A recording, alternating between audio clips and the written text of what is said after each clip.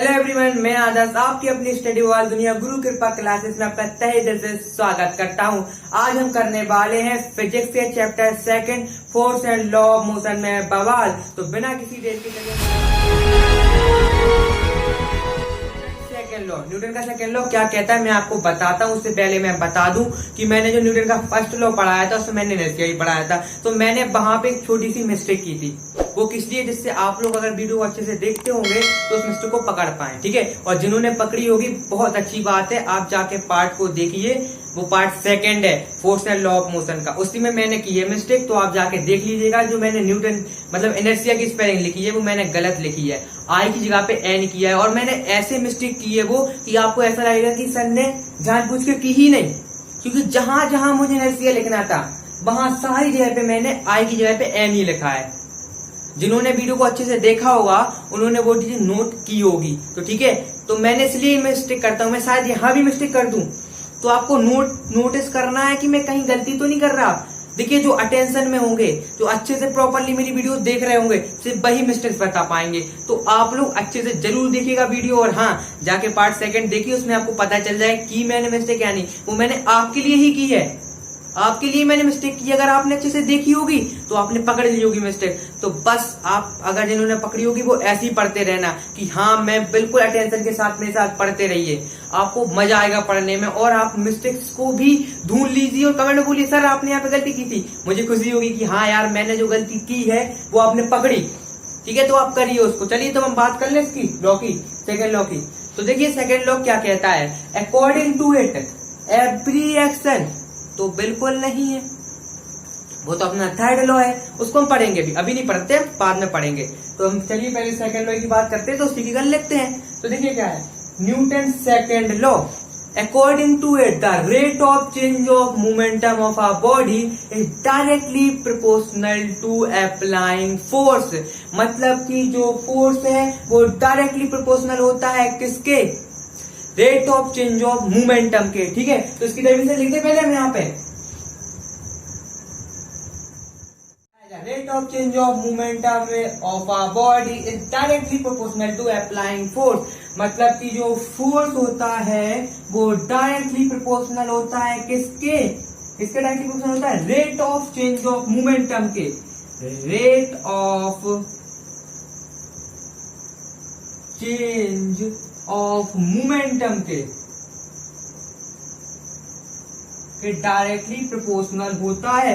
इसके थ्रू, इसी के थ्रू होता है, rate of change of momentum के थ्रू न्यूटन ने हमें एक फॉर्मूला दिया था न्यूटन के सेकंड लॉ का, ठीक है। वो क्या दिया था, force equal to mass into acceleration. उन्होंने फॉर्मूला दिया था न्यूटन बाबा ने इसके अकॉर्डिंग कि force equal to mass into acceleration, F equal to M A. मतलब कि अगर आप किसी बॉडी का मास बढ़ाओगे और एक्सेलरेशन बढ़ाओगे तो उसका फोर्स अपने आप बढ़ेगा, और आप किसी बॉडी का मास और एक्सेलरेशन घटाओगे तो उसका फोर्स भी घटेगा। देखिए जैसे कि एक एग्जांपल देते हैं, उससे समझेंगे अच्छे से, ठीक है। मान लो एक बॉल है और एक बॉल है ए वाली बॉल किसकी है, प्लास्टिक बॉल है, ठीक है। और एक जो बॉल है वो रबड़ बॉल है। मैंने दोनों बॉल आपके साइड फेंकी, ठीक है। तो क्या होगा, आपको जब प्लास्टिक बॉल लगेगी, जब इंजरी कम होगी, पेन कम होगा, ठीक है। क्यों, क्योंकि इसका मास कम है और एक्सेलरेशन कम है। अगर मैं अब इस वाली बॉल को फेंकूं, अगर मैं रबड़ वाली बॉल आपके साइड फेंकूं, तो as compared to plastic ball इससे ज्यादा इंजरी करेगी आपके पास आके बॉल, आपको ज्यादा पेन होगा जब रबड़ बॉल आप में गलेगी या प्लास्टिक बॉल रबड़ बॉल गलेगी। क्यों, क्योंकि इसका एक्सेलरेशन और मास ज्यादा है तो फोर्स भी ज्यादा लगेगा, फोर्स भी ज्यादा प्रोड्यूस करेगी, ठीक है। और इसका क्या है, मास और एक्सेलरेशन एज कम्पेयर टू रबड़ बॉल से क्या है, कम है। तो ये क्या करेगी, मास भी कम लगेगा, इसका कम होगा और एक्सेलरेशन भी कम होगा, ठीक है। तो ये हो गए दोनों बात, एग्जाम्पल हो गया अपना, ठीक है। जिस चीज का मास और एक्सेलरेशन बढ़ेगा तो फोर्स भी उसका बढ़ेगा, और मास और एक्सेलरेशन घटेगा तो उसका फोर्स भी घटेगा, ये बात याद रखिएगा। यही है न्यूटन का सेकेंड लॉ। चलिए तो ये फॉर्मूला कैसे बनाया था न्यूटन बाबा ने, इसको भी हम क्या करते हैं, ड्राइव। तो चलिए बिना किसी देर के जल्दी से हम करते हैं इसे drive. M equal to M A को ड्राइव करने से पहले हम मोमेंटम के बारे में तो जान ले, मोमेंटम क्या होता है। तो चलिए मोमेंटम को जानते हैं, मोमेंटम क्या होगा। ठीक है, मोमेंटम, तो मोमेंटम होता है वो क्या होता है जानिए। It is measure amount of motion into a body. ये क्या करता है, अमाउंट ऑफ मोशन, मोशन के अमाउंट को मीजर करता है। जो मोमेंटम होता है वो बॉडी के अंदर कितना अमाउंट है मोशन का, वह मीजर करता है। ठीक है, मोमेंटम। या फिर आप कह सकते हो कि इट इज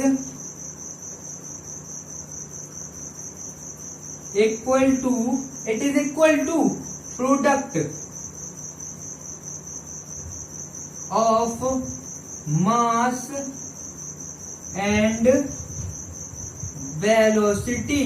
ठीक है, कह सकते हो कि जो अपना मोमेंटम है वो मास इंटू वेलोसिटी के क्या है, इक्वल है। प्रोडक्ट का मतलब होता है मल्टीप्लाई, मल्टीप्लाई होता है प्रोडक्ट का मतलब, याद रखिएगा। ठीक है, तो जो अपना मोमेंटम होता है वो मास इंटू वेलोसिटी के बराबर होता है। ठीक है, जो मोमेंटम को डिनोट किससे करते हैं, हम इसे डिनोट करते हैं पी से। ठीक है, ऐसे हम डिनोट करते हैं पी से। इससे फॉर्मूला बन गया अपना P equal to mass m, velocity v, m into v, इसका बन गया फॉर्मूला। इसे हम ड्राइव करें पहले, इसीलिए हम ड्राइव करेंगे, हर चीज ड्राइव होगी, हर फॉर्मूला हम ड्राइव करने की कोशिश करेंगे। ठीक है, तो सबसे पहले इसे ड्राइव करते हैं हम, इस फॉर्मूले को हम ड्राइव करेंगे। चलिए तो हम इसे ड्राइव करते हैं। ठीक है, तो हम ड्राइव कैसे करेंगे, कैसे, P इक्वल टू mv को ड्राइव करते हैं, इसके बाद हम इसको ड्राइव करेंगे। ठीक है, पहले से ड्राइव कर ले हम P इक्वल टू mv को ड्राइव करते हैं सबसे पहले। कैसे होगा, तो पहले देखिए B note date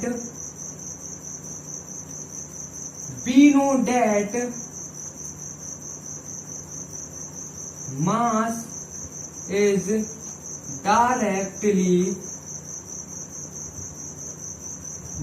is directly proportional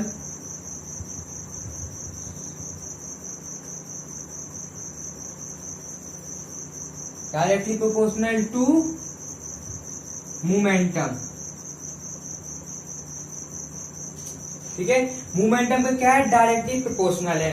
ठीक है, तो क्या लिखेंगे, मोमेंटम डायरेक्टली प्रोपोर्शनल का साइन लगा देंगे और मास, इक्वेशन फर्स्ट मान लेंगे इसे। ऐसे ही लिखेंगे हम सेकंड, फिर से we know date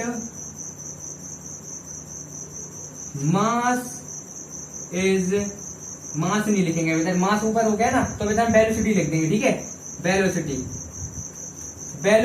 is directly proportional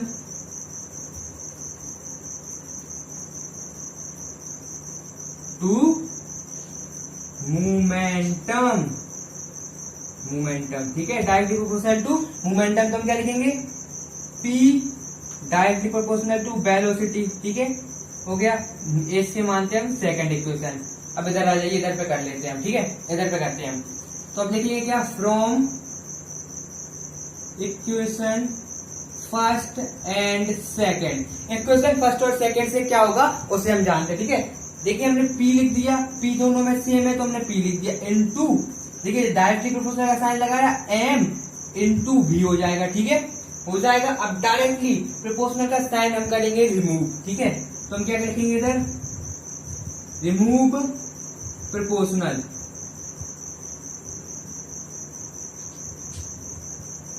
proportional को रिमूव करेंगे, हम यूज करेंगे के कांस्टेंट। ठीक है, तो P इक्वल टू प्रोपोर्शनल का साइन रिमूव हो गया, तो इधर P आ जाएगा अपना कांस्टेंट। ठीक है, M इंटू V। अब K इक्वल टू होगा क्या, 1, बिकॉज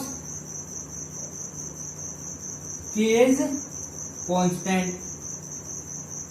K क्या है, कांस्टेंट है, इसलिए हम K इक्वल टू 1 लिख सकते हैं। पता है कांस्टेंट की वैल्यू हमेशा 1 होती है। तो देखिए अब क्या हो जाएगा, P इक्वल टू K की जगह पर 1 रखेंगे तो क्या होगा, कुछ नहीं, 1 का मल्टीप्लाई हम M इंटू V में करेंगे तो क्या आएगा, P equal to MV।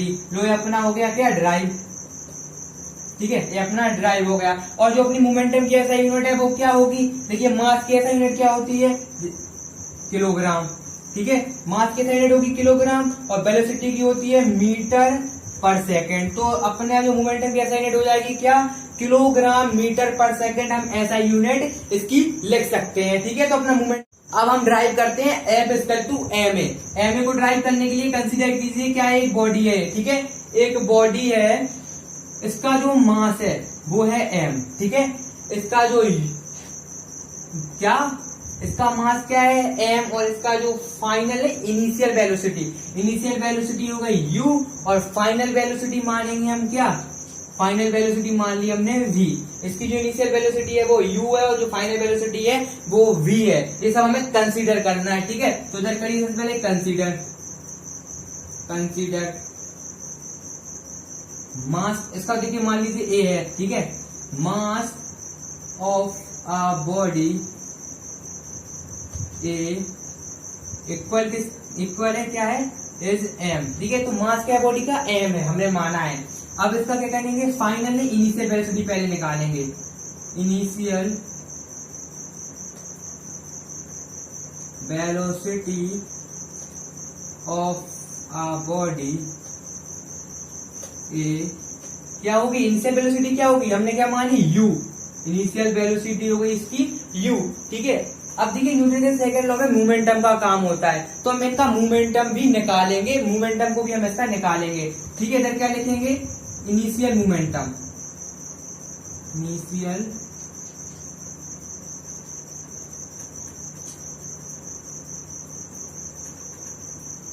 Term of a body A.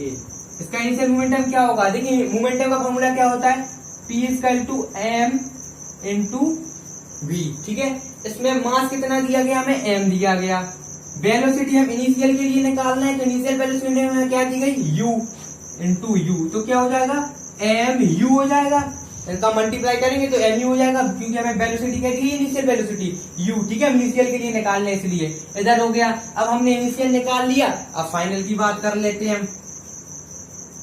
Final velocity of a body A, final velocity क्या होगी बॉडी ए की, हमने क्या मानी थी v, ठीक है। अब फाइनल मोमेंटम क्या होगा, सेम करेंगे, final momentum of a body A, देखिए फाइनल मोमेंटम। अब फाइनल मोमेंटम की बात हो रही तो m, P equal to m भी होता, ठीक है।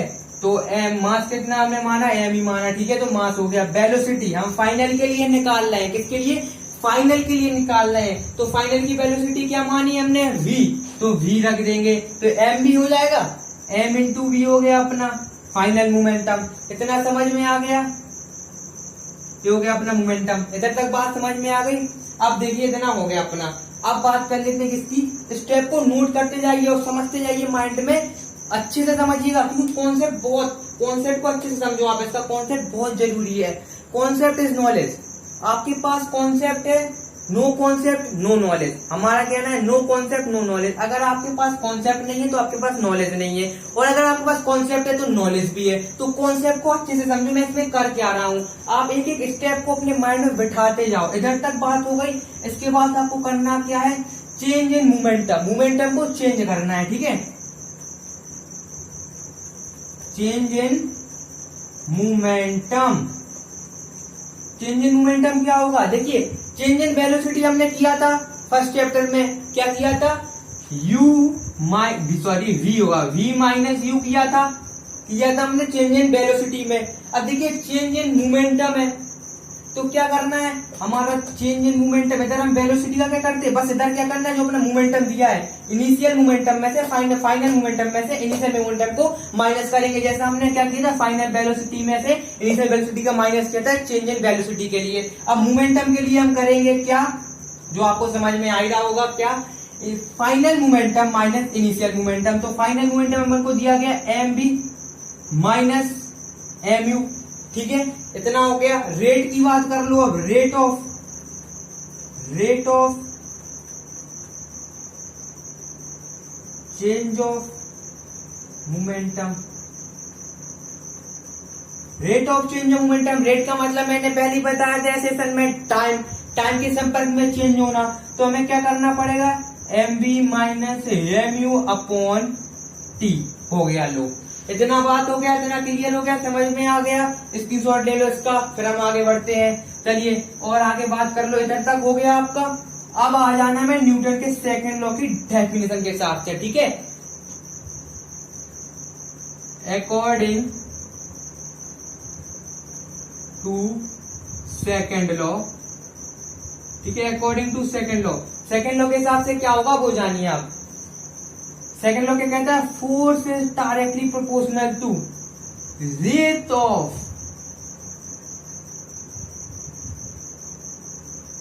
Change of momentum. अब देखिए फोर्स हो गया, ठीक है, rate of change of momentum क्या दिया गया हमें, mv minus mu upon t, लिख दो mv minus mu upon t, ठीक है। इधर तक बात समझ में आई। m को हम कॉमन ले सकते हैं क्योंकि दोनों में है, तो हमें f directly proportional to m common लिया, v minus u upon t, इतना हो गया। अब एक बात देखिए, आप एक चीज नोटिस कीजिए, आपको पता है न्यूटन का हमने ना इक्वेशन पढ़ी थी, न्यूटन की इक्वेशन पढ़ी थी, वो क्या पढ़ी थी हमने, फर्स्ट इक्वेशन के बारे में बात करते हैं, v equal to u plus at, equation first थी मोशन में हमने पढ़ा था ना, मोशन बाय चैप्टर में वही है, ठीक है। तो जो इक्वेशन फर्स्ट थी, अब हम ऐसे क्या कर लिख सकते हैं, देखिए v की जगह जो v है अपना, v के बगल में इसको u को ले आएंगे तो माइनस का हो जाएगा, इस साइड लाएंगे, और देखिए a केस में तो क्या हो जाएगा 80, ठीक है। अब अगर हम a इक्वल टू करें तो क्या होगा, v minus u upon t होगा, क्योंकि मल्टीप्लाई में नीचे डिवाइड में हो जाएगा, यही होगा ऑब्वियसली यही होगा। तो आपने देखा, अब एक चीज नोटिस की, इधर जो आया वो ऐसा देखिए, इधर देखिए ये बन रहा ना ऐसे सेम है, v minus you upon T, v minus you upon T. तो हम v minus you upon T की जगह पे ये लिख सकते हैं, नहीं लिख सकते हैं, ऑब्वियसली लिख सकते हैं। तो हम क्या करेंगे, इधर लिख देंगे a, तो f directly proportional to ma। इधर तक बात समझिए, फॉर्मूला बन रहा है, देखिए यही होता है फॉर्मूला, बस अभी ये रह गया है, इसे हटाना है। तो जैसे कि हमने मोमेंटम में किया था, डायरेक्टली प्रोपोर्शनल साइन हटाने के लिए कांस्टेंट लिया था, तो इसमें भी हम कांस्टेंट लेंगे, ठीक है। रिमूव प्रोपोर्शनल, we use के कांस्टेंट, हम क्या करेंगे, के को कांस्टेंट लेंगे, तो f इज इक्वल टू के एम ए, के इक्वल टू हम क्या लिख सकते हैं 1, बिकॉज के इज क्या है, कांस्टेंट है के, इसलिए हम लिख सकते हैं। तो के की जगह पे जब हम 1 कर देंगे तो 1 ma, 1 का मल्टीप्लाई जब हम इसमें करेंगे तो क्या होगा, f equal to M a. लो ए हो गया अपना ड्राइव हो गया। लो न्यूटन की जो सेकंड अपनी इक्वेशन मतलब सेकंड लॉ था, उसमें हमारा जो फॉर्मूला था वो हमने ड्राइव करके न्यूटन का वन ऐसी फॉर्मूला बनाया था। इसका कैसे, हमने rate of change of momentum से फॉर्मूला बना दिया था, तो आपको अच्छे से बात समझ में आ गई होगी। तो ठीक है, न्यूटन का सेकंड लॉ जल्दी से पहले आप इसका स्क्रीनशॉट लीजिए, अच्छे से नोट में उतार लीजिएगा। और हाँ, और अगर आपको न्यूटन का सेकंड लॉ अच्छे समझ में आ गया हो विथ ड्राइव, तो आपको करना कुछ नहीं है, वीडियो को लाइक और कमेंट करना है, चैनल को सब्सक्राइब करना है और बेल आइकन को प्रेस करना है, जिससे मेरी वीडियो की नोटिफिकेशन आप तक पहुंचती रहे। और हाँ, और अच्छे बवाल भी आपको यहीं पे मिलेंगे स्टडी से रिलेटेड। तो अगर आप स्टडी से रिलेटेड अच्छे बवाल चाहते हैं तो गुरु कृपा क्लासेस को सब्सक्राइब जरूर कर लीजिएगा। अगर स्टडी में करना चाहते हो बवाल तो गुरु कृपा क्लासेस देंगी साथ बेमिसाल। तो अब हम मिलते हैं अपनी नेक्स्ट बवाल में, जब तक के लिए अलविदा, और आप स्टडी बवाल करते रहिए।